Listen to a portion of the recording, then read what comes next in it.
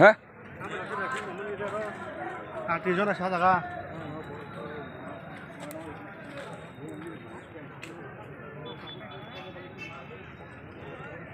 থাকেন মিয়া প্রভু